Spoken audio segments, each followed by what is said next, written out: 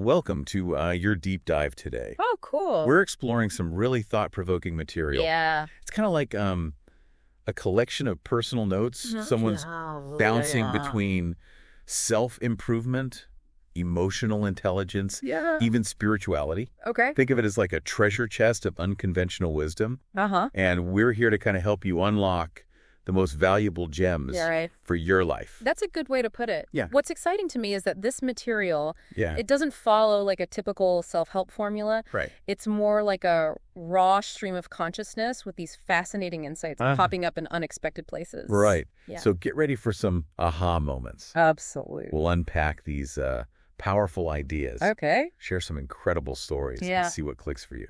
I like it. Exactly. All right, let's jump in. Okay. The first theme that grabs you is the power within. Okay.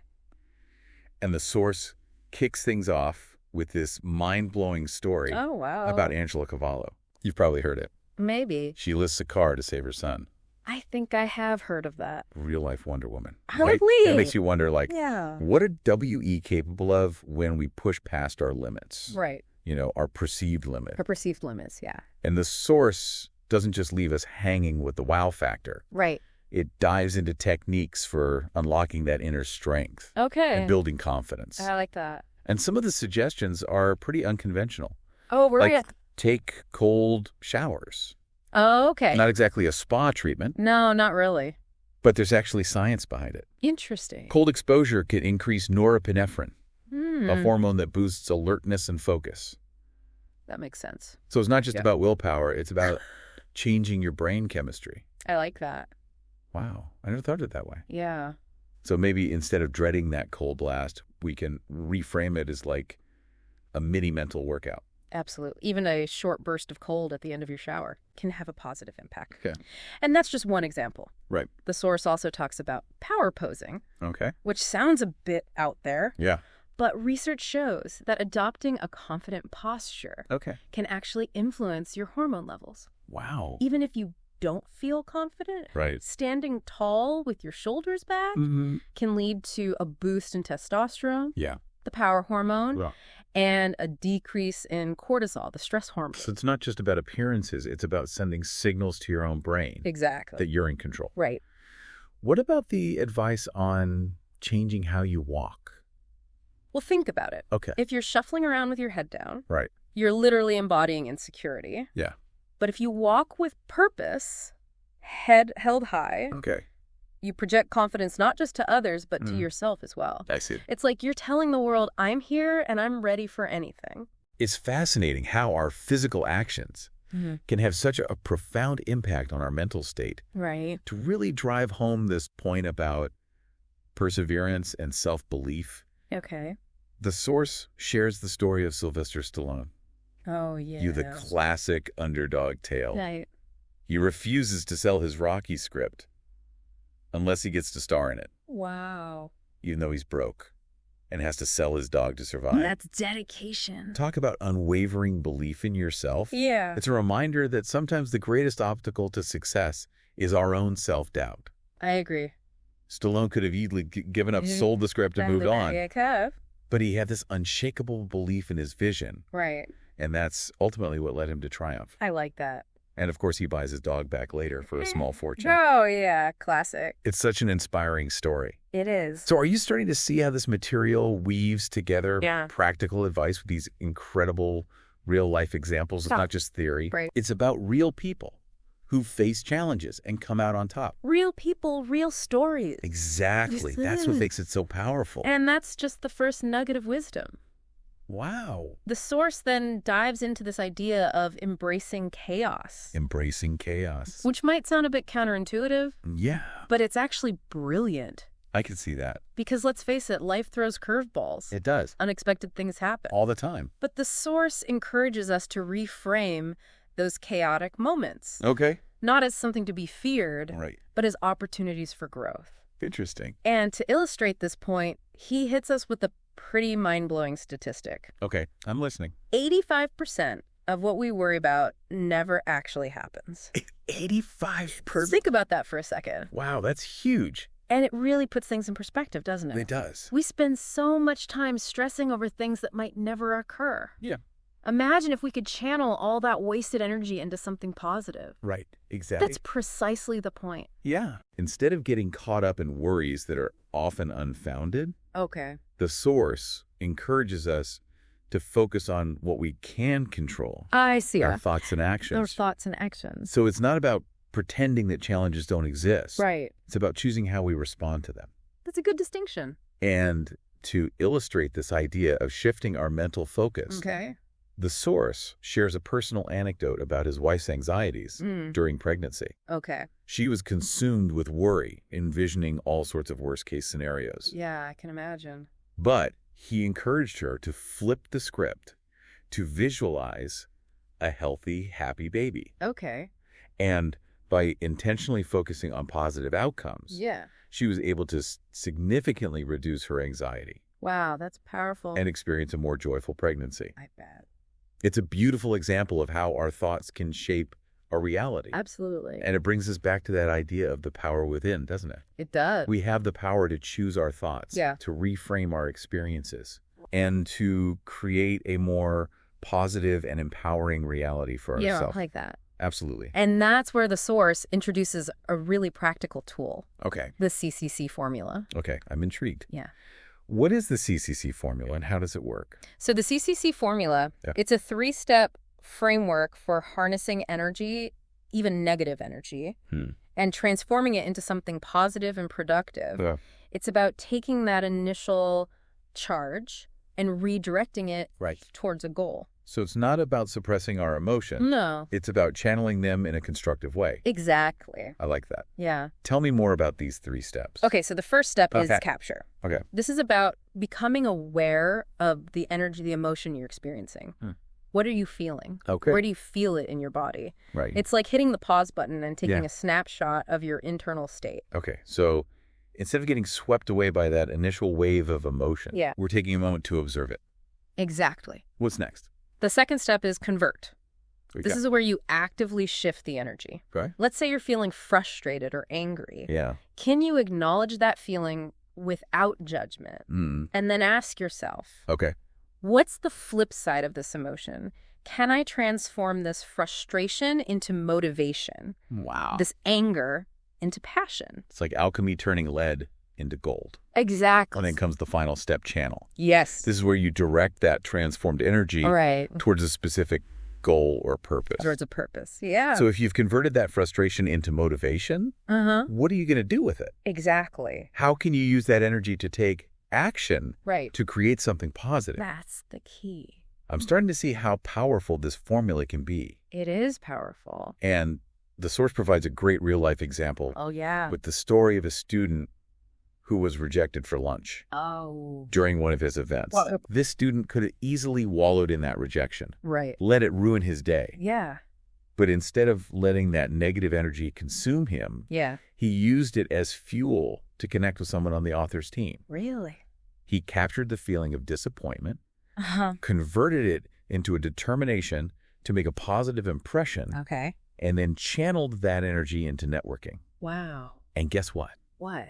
It led to him landing a job. Oh, wow. Talk about turning a perceived setback into a golden opportunity. That's amazing. It's a perfect example of how we can use the CCC formula to reframe our experiences and create positive outcomes, even when things don't go as planned. Absolutely. So the key message here is to become aware of our energy. Okay. Convert negative energy into positive energy, and then channel that energy toward our goals. Towards our goals. And who knows? Yeah. What seems like a setback could actually be the catalyst for something truly amazing. I love that. I'm definitely going to start applying this in my own life. You too. It's so practical and empowering. It is. And it's a skill you can develop with practice. Yeah. The more you use it, the easier it becomes to navigate those challenging moments. Right. And transform them into opportunities for growth. Absolutely.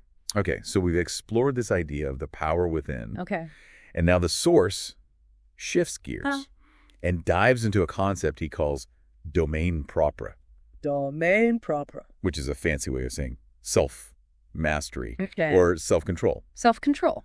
It's about recognizing that we have the power to choose our responses. Yeah. Even when we're feeling overwhelmed by emotions. Right. And the source doesn't just talk about it in abstract terms. Okay. He gets real about his own struggles with self-control. Oh. Like the time he got caught in traffic and that familiar surge of road rage. We've all been there. He realized that if he let those emotions take over, right, he could say or do something he'd regret. And let's face it, we've all been there, right? Those moments when we feel like we're about to lose it. Yeah. So what did he do? What did he do? What advice does he offer for regaining control in those heated moments? Well, he suggests asking ourselves a simple question. Okay. Why am I feeling this way? It's about pausing even for a few seconds to examine our emotions. Okay. What triggered this reaction? Is there something deeper going on here? It's like hitting the pause button on autopilot, right? Exactly. Instead of just reacting, we're choosing to respond. Choosing to respond. Exactly. Yeah. And that pause, that moment of reflection, right, allows us to create some space between the stimulus and our response. I see. And from that space, we can make a more conscious choice about how we want to proceed. That makes a lot of sense. Are there any other techniques he recommends? He also talks about the importance of choosing our battles wisely. Okay. Not every situation requires a reaction. Sometimes the most powerful response is no response at all. It's about discerning which battles are worth fighting. Yeah. And which ones are best left alone. Absolutely. It's about recognizing that we don't have to engage in every conflict or argument that comes our way. Right. We can choose to step back, to disengage, and to preserve our energy for the things that truly matter. Precisely. And that discernment comes from self-awareness and self-control. Right. By mastering ourselves, we gain control over our lives. Yeah. And create a more peaceful and fulfilling existence. Oh, I like that. It's so powerful. It is. Okay, moving on from self-control. Okay. The source takes us into the realm of empathy. Empathy. And he makes this really interesting point that empathy is what sets apart truly magnetic people. Oh. You know, those people who just draw others to them. I see what you mean. Empathy. The ability to understand and share the feelings of others is indeed a powerful force. It is. It allows us to connect on a deeper level. Yeah. To build trust and rapport and to create more meaningful relationships. I agree. Think about the people in your life who you feel most drawn to. Okay. What qualities do they possess? Yeah. Chances are empathy is at the top of the list. That's probably true. That's so true. Yeah. It's not about charisma or superficial charm. Right. It's about that genuine ability to see the world through another person's eyes, to feel what they're feeling. Okay. And to respond with kindness and understanding. It's powerful. And the source highlights a fascinating contrast. Oh. The pure empathy of a baby crying when another baby cries. Oh. It's instinctive, unfiltered compassion. Yeah, it's pure. But as we grow older, we often develop defenses that block that natural empathy. I see. We get caught up in our own worlds, our own problems, and we lose sight of the experiences of others. That's true. It's like we forget how to tap into that innate capacity for connection. So how do we reclaim that empathy? How do we do that? What advice does the source offer? Well, he emphasizes the power of listening without judgment, the fundamental act of empathy. Okay. When we truly listen without interrupting, without offering unsolicited advice, we create a safe space for the other person to feel heard and understood. And that's such a powerful gift we can give to others. Yes. To truly listen. Yeah. To validate their feelings. Right. And to offer support without judgment. Without judgment. It's something we can all strive to practice in our relationships. Absolutely. And it's not always easy. No. It requires us to step outside of our own perspectives. Yeah. To quiet our own internal chatter. Right. And to truly focus on the other person's experience. I agree. But the rewards are immense. Yeah. When we cultivate empathy, we not only enhance our relationships, but we also enrich our own lives. We do. It expands our understanding of the human experience, fosters compassion, and creates a more connected and harmonious world. Oh, I love that. It's a reminder that empathy is not just about being nice. Right. It's about recognizing our shared humanity, our interconnectedness, and our capacity for love and understanding. Our capacity for love. Okay, so we've covered a lot of ground so far. We have. Inner strength, embracing chaos, self-control, and empathy. Empathy. It's amazing how these seemingly disparate ideas are starting to connect and form a sort of blueprint for personal growth. They're all connected. And that's the beauty of this material. It is. It's not about following a rigid set of rules or steps. Right. It's about exploring these powerful concepts and seeing how they resonate with you. Yeah. How they can be woven into the fabric of your own life. Exactly. And we're just getting started. We are. There's so much more to unpack, so much more to explore. Right. And we'll be back with part 2. Yes. Where we dive deeper into the themes of frustration. The power of yes, quieting the noise, and so much more. Looking forward to it. Get ready for some more aha moments. Absolutely. Welcome back to your deep dive. Last time we were exploring those powerful themes of inner strength, embracing chaos, self-mastery, and empathy. Are you ready for some more aha moments? Definitely. I'm already feeling inspired by these concepts. They're so practical, so relatable. It's like the source is speaking directly to my own experiences and challenges. That's the power of this material. It's not about abstract theories. It's about real-life wisdom that we can apply to our everyday lives. Okay, so where do we go from here? What other gems are waiting to be discovered? Well, next up, the source tackles something we all experience: frustration. And he acknowledges that it's a universal experience, a natural part of being human. Because, let's face it, things don't always go our way. We encounter obstacles, setbacks, disappointments. It's part of life. But the source challenges us to view frustration not as something to be feared or avoided, but as a potential catalyst for growth. He actually highlights an experiment where people exposed to frustration became more resilient. It's like what doesn't kill you makes you stronger. Instead of seeing frustration as a sign of weakness, we can reframe it as a training ground for mental toughness. So it's not about becoming immune to frustration, but about learning how to navigate it effectively, how to turn those challenging moments into opportunities for growth. And to illustrate this point, the source shares a rather sobering story: a husband who separated from his wife due to a single comment made in anger. It's a reminder that unchecked frustration can lead to impulsive actions, to words and behaviors that we later regret. It highlights the importance of managing our frustration, of finding healthy ways to express those feelings without causing harm to ourselves or others. So how do we do that? How do we navigate frustration in a way that leads to growth rather than destruction? What advice does the source offer? He encourages us to view challenges and setbacks as opportunities for learning, for developing resilience, and for ultimately becoming stronger and wiser. It's about shifting our perspective, choosing to focus on the positive, on the lessons learned, and on the potential for growth that exists in every experience. Think about a time when you experienced a major setback. Looking back, can you see how that challenge ultimately led to growth, to new opportunities, or to a deeper understanding of yourself? It's amazing how often those difficult moments, the ones that felt like the end of the world at the time, turned out to be the catalysts for positive change. It's like we had to go through those trials in order to emerge stronger and wiser on the other side. Exactly. And that's the beauty of reframing our experiences. We can choose to see those challenges not as defeats, but as stepping stones on our journey toward growth and fulfillment. Okay, so we've talked about the power within embracing chaos, self-control, empathy, and now reframing frustration. Are you starting to see a pattern here? These concepts are all interconnected, all pointing toward a deeper understanding of ourselves and our potential. Absolutely. It's like we're building a toolkit for personal growth. And each of these concepts is an essential tool for navigating the complexities of life and creating a more fulfilling and meaningful existence. Okay, I'm ready for the next tool. What else does the source have in store for us? Well, next we're going to explore a concept that I find incredibly empowering: the power of yes. And the source challenges a common belief that we have to fight for yes, that it's something we need to earn or prove ourselves worthy of. I love that. It's like he's flipping the script on traditional self-help advice. So what's his perspective on yes? Where does it come from? He argues that we already have yes within us. It's not something external that we need to chase after, but something that's inherent to our being. He even ties it to a biblical passage about God's promises being yes in Christ. It's a beautiful concept that speaks to our inherent worthiness, our capacity for manifesting our desires simply by aligning ourselves with that inner yes. It's so empowering. Instead of feeling like we have to constantly prove ourselves, we can tap into that inherent yes and create the life we desire. But how do we do that?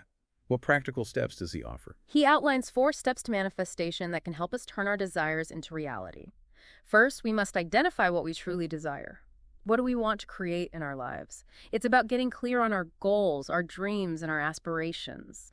It's about connecting with our passions, those things that light us up and make us feel alive. Okay, so first we need to get clear on what we truly want. What's next? Next, we need to believe that it's possible. We have to cultivate a deep inner knowing that our desires can be manifested.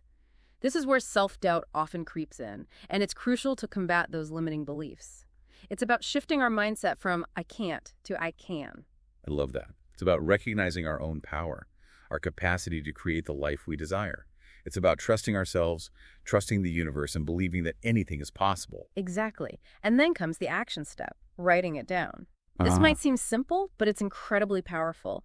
By writing down our goals and desires, we solidify our intentions, we make them more concrete, and we create a tangible reminder of what we're working towards. I've heard that writing down our goals can actually increase our chances of achieving them. It's like we're sending a message to the universe, making a declaration of our intentions. And finally, we visualize our desired outcome. We create a mental image of our goal as if it's already achieved. This is where we engage our imagination, our creativity, and our emotions. We feel the joy, the excitement, the gratitude of having already achieved our goal. It's like we're stepping into the reality of our dreams, experiencing it with all of our senses. And that's so powerful because our brains can't tell the difference between a vividly imagined experience and a real one. Exactly. By visualizing our goals, we're essentially programming our subconscious minds to believe that they're possible, which makes us more likely to take action and to manifest those desires into reality. So the 4 steps are desire, belief, writing it down, and visualization. These steps, when practiced consistently, can help us harness the power of yes and bring our dreams into reality. I'm excited to put these into action. And remember, it's not about striving for perfection. It's about progress. It's about taking those small steps each day that move you closer to your goals.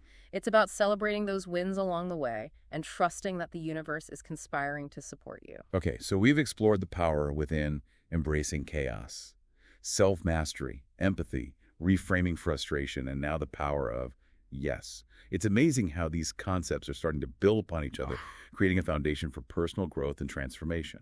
And that brings us to another important theme, the importance of quieting the noise and tuning into our inner voice. The source introduces this term, zunidos, to describe all the useless chatter, gossip, and negativity that fills our lives. It's like we're constantly bombarded with information, opinions, and distractions. It can be overwhelming, especially in today's digital age. How do we quiet those zunidos and create space for our own inner wisdom to emerge? The source suggests cultivating silence as a way to disconnect from that external noise and reconnect with our inner selves.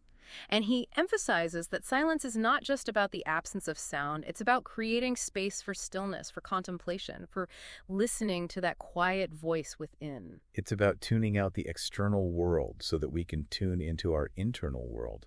And it's not about becoming a hermit or living in a cave. It's about finding those pockets of silence in our everyday lives. Exactly. Maybe it's a few minutes of meditation each morning, a walk in nature, or simply turning off the TV and putting away our phones for a while. It's about creating space for our minds to settle, to declutter, and to allow those intuitive whispers to emerge. I love that. And the source doesn't just talk about the benefits of quieting the noise. He drops a pretty surprising research finding men gossip just as much as women. It's funny, right? We often think of gossip as a primarily female domain.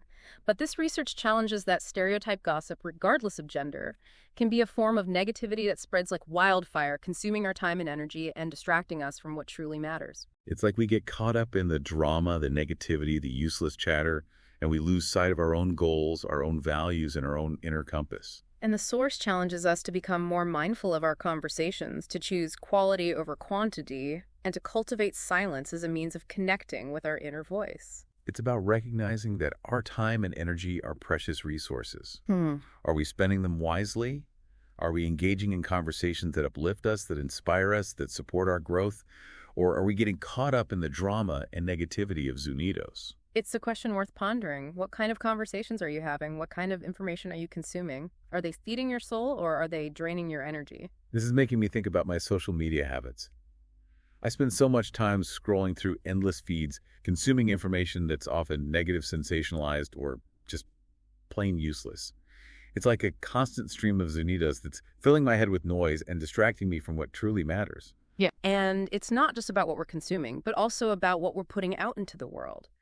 Are our words and actions contributing to the noise, or are they creating a more peaceful and harmonious space? Are we spreading gossip and negativity, or are we sharing kindness, inspiration, and love? It's a powerful reminder that we all have a choice in how we contribute to the energy of the world. We can choose to amplify the noise, or we can choose to cultivate silence, both within ourselves and in our interactions with others. And the source suggests that by quieting the external noise, we can actually open ourselves up to a deeper spiritual connection. And that's interesting. So it's not just about personal growth or improving our relationships. It's about connecting with something larger than ourselves, something transcendent. What does he say about that connection? He doesn't get into specific religious doctrines, but he definitely points toward a deeper realm of experience, a connection with the divine, with the universe, with that source of love and wisdom that resides within each of us. He suggests that by quieting our minds, by letting go of the constant chatter of thoughts and worries, we can tap into that deeper realm, that wellspring of peace, inspiration, and guidance. It's like we're creating space for something greater to emerge, something that can't be accessed when we're constantly bombarded by external stimuli. I love that. And he encourages us to cultivate silence, not as a means of escaping from the world, but as a way of engaging with it more fully, more authentically, and more consciously. It's about tuning into our inner wisdom, our intuition, our higher selves, and allowing that wisdom to guide our thoughts, our actions, and our interactions with the world. So it's not about retreating from life, it's about embracing it with a deeper level of awareness, of presence, and of connection. Exactly. It's about living more intentionally, more mindfully, and more in alignment with our true selves. I'm really resonating with this idea of quieting the noise. It feels like a key to unlocking so much potential, not just for personal growth, but for creating a more peaceful and harmonious world. And it's a practice, a journey, not a destination. We're not going to achieve perfect silence overnight. It's about making a conscious effort to create those pockets of stillness throughout our day, to become more aware of the noise that's bombarding us, and to choose to engage with it more selectively. Okay, so we've explored the power within embracing chaos, self-mastery, empathy, reframing frustration, the power of quieting the noise. We've covered a lot of ground in this deep dive. We have, and we're just getting started. There's so much more to discover, so much more to unpack. I'm already feeling inspired, empowered, and ready to put these concepts into action. I can't wait to see what other gems await us in part 3. We'll be back soon with more insights, more aha moments, and more practical tools for unlocking your potential. Stay tuned. Welcome back to your deep dive. It's amazing how much ground we've covered. It is. With the power within, the importance of quieting the noise. Yeah. Really feeling the momentum building, like we're peeling back layers and getting to the core of what it means to unlock our true potential. I agree. So what treasures are we unearthing what's next? in this final part of our deep dive? Right. What other transformative concepts does the source have in store for us? Well, he tackles a topic that can be a bit tricky. Okay. Judgment. Let's have it. And he argues that judgment, whether directed inward or outward, is like a cage that keeps us trapped in limiting beliefs and behaviors. That's interesting. We often think of judgment as a way of evaluating, of discerning right from wrong. Sure. But the source seems to be suggesting that judgment can actually be harmful. He uses a really thought-provoking analogy. Okay. A woman who trespassed into a zoo enclosure with a lion. Okay. Now, some people might judge her as reckless, foolish, or even crazy. Yeah, I could see that. But he challenges us to consider her perspective, her motivation. And the circumstances that led to her actions. Okay. Maybe she was desperate for attention. Right. Maybe she was struggling with mental health issues. Yeah. Maybe there was a story we don't know. It's a reminder that we often judge others based on incomplete information, on assumptions, and on our own limited perspective. Our limited perspective. We don't always know the full story, the underlying reasons behind someone's actions. And he points out that when we judge others, we're often projecting our own insecurities, our own fears, our own unhealed wounds. I see. It's like we're trying to make ourselves feel better by putting others down. And it's not just about judging others. We also judge ourselves harshly. Oh, absolutely. Often holding ourselves to impossible standards. He calls this the inner critic. Okay. That voice in our heads that constantly tells us we're not enough. Yeah. That we're not doing enough. That we're not worthy of love or success. And that inner critic can be incredibly damaging. It can be great. Undermining our confidence, our self-esteem, and our ability to achieve our goals. So if judgment is the cage, what's the key to unlocking it? What does the source suggest as an antidote?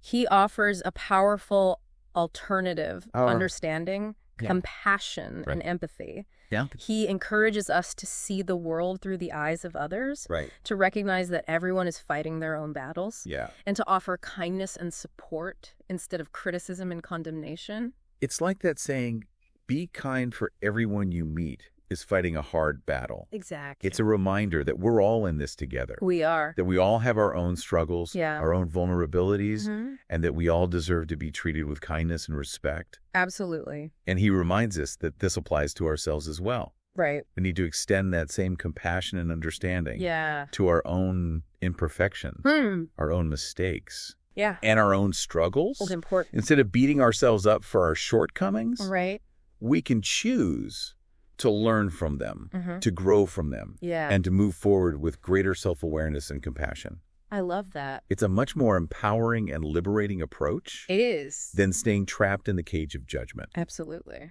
And it ties beautifully with the concept of authorship. Oh, yeah. That the source explores next. Okay. He argues that we are all authors of our own lives, that we have the power to choose the story we tell. I like that.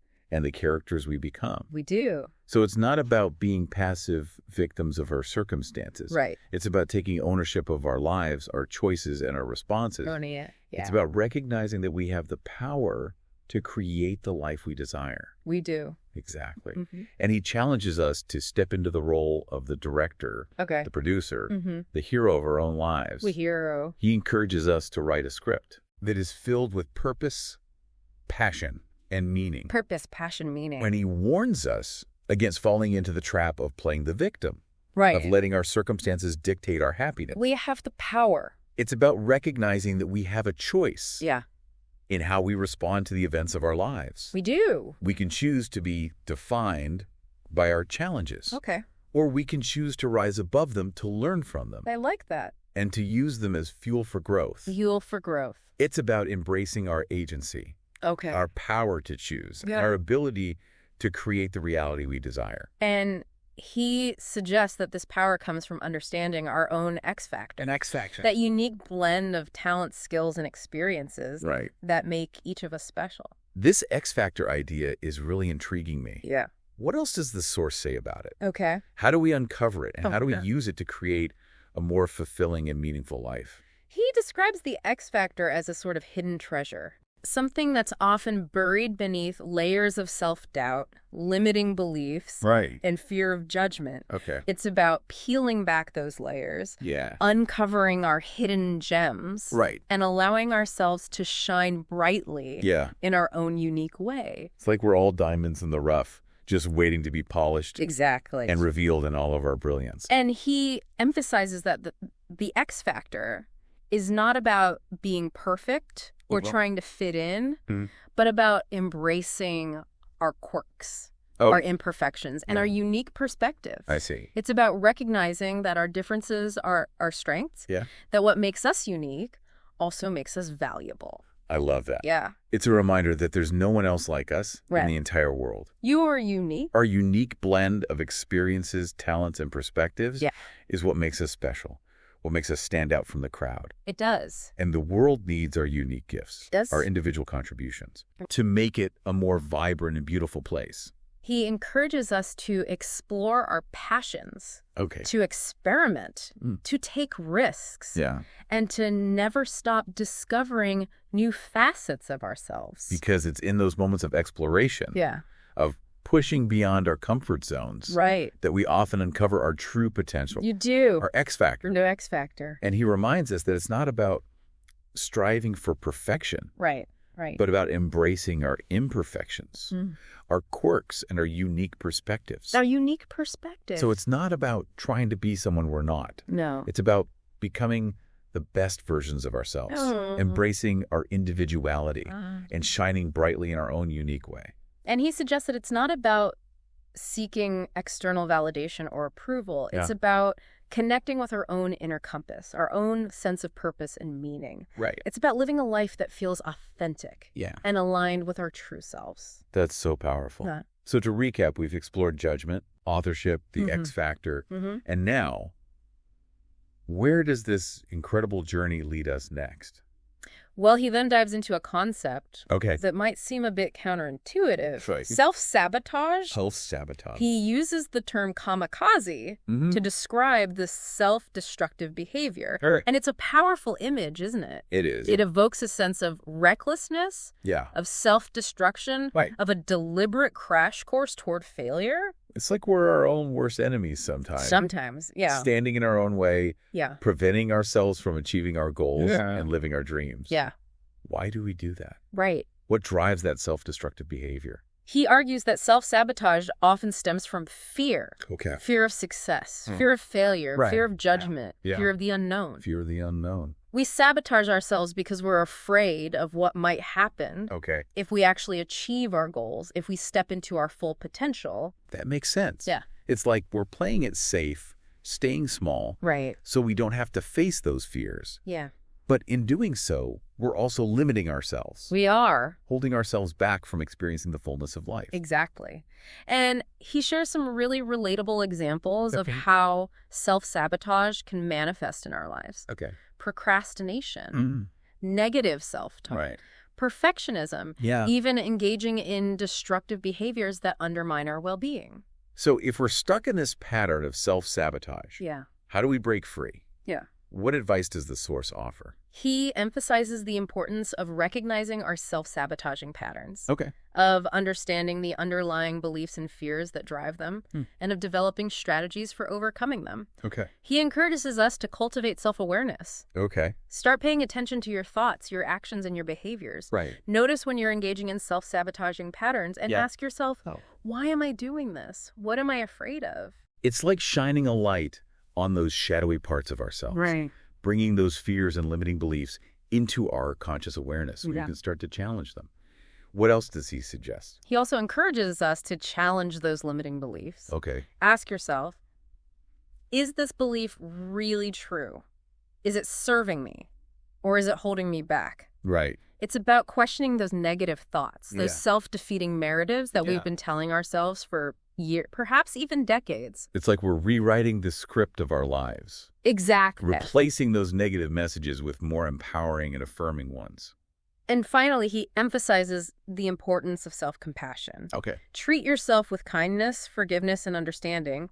Recognize that you're human, that you're going to make mistakes. Right. And that it's okay to stumble along the way. It's okay to stumble. It's about learning from our mistakes, picking ourselves up, and continuing to move forward with courage and determination. I love that. It's not about being perfect. It's not. It's about being kind to ourselves. Yeah.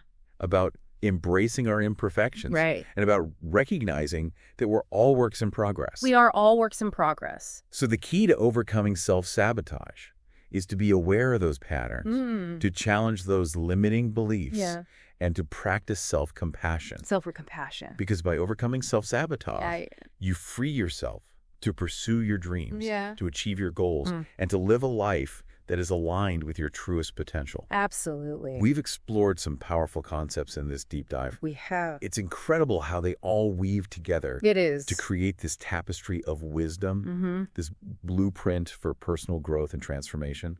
What a journey it's been. What a journey. And as we near the end of our deep dive, the source leaves us with one final concept to ponder. Okay. I'm listening. The idea of living with wow. That's interesting. We often think of wow as something superficial, something fleeting, like a momentary feeling of excitement or awe. A momentary feeling. But he seems to be suggesting that wow can be something much deeper. Deeper, okay. So something more sustainable. He describes wow as a state of being, a way of experiencing the world with a sense of wonder, of gratitude, of joy, of aliveness. It's about appreciating the beauty in the everyday, finding magic in the mundane, and connecting with those things that make us feel truly alive. Truly alive. It's like we're reclaiming our childlike sense of wonder. I love that. That ability to see the world through fresh eyes. To find delight in the simple things. And to appreciate the beauty that surrounds us. Beauty that surrounds us. And he suggests that this state of wow is not something we find outside of ourselves, but something we cultivate within. We cultivate. It's about shifting our perspective, focusing on the positive, embracing gratitude, and making a conscious choice to experience life with a sense of awe and wonder. I like that. It's about recognizing that every moment is a gift. It is. That every breath is a miracle. Yeah. And that we have the power to choose how we experience those moments. And here reminds us that wow is not about seeking constant stimulation or excitement. Okay. It's about slowing down, savoring each moment, appreciating the richness of life, and cultivating a sense of presence and gratitude. I see. It's about finding joy in the simple things, in the beauty of nature, in the connections we have with others, in the very fact that we are alive. It's about shifting our focus from what we lack to what we have. I agree. From what's wrong to what's right. Yeah. From complaining to appreciating. Absolutely. It's about choosing to see the world through a lens of wonder and gratitude. Exactly. And he suggests that when we cultivate this state of wow within ourselves, we radiate it outward, creating a ripple effect of positivity, joy, and inspiration in the world. I love that. It's like we become beacons of light, shining brightly and illuminating the path for others. So as we wrap up this deep dive, I'm left with this feeling of hope, of possibility, of excitement for the journey ahead. Right. It's like we've been given this incredible toolkit. We have. These powerful concepts and practices that we can use to unlock our potential. To create a more fulfilling and meaningful life. And to make a positive impact in the world. It's been an honor to share this journey with you. It has. Remember, the source material has provided the map, but it's up to you to take the journey. What resonates most deeply with you? What are you inspired to explore further? What steps can you take today to embrace your power, to cultivate your X factor, to quiet the noise, and to live a life that is filled with wow. The journey of self-discovery is a lifelong adventure. It is. Embrace it with curiosity, with courage, and with a willingness to unlock the incredible potential that lies within you. And remember, the most profound discoveries are often found within. We'll be back with more deep dives soon. Yes, we will. Until then, keep learning, Absolutely. keep growing, and keep diving deep. Keep diving deep.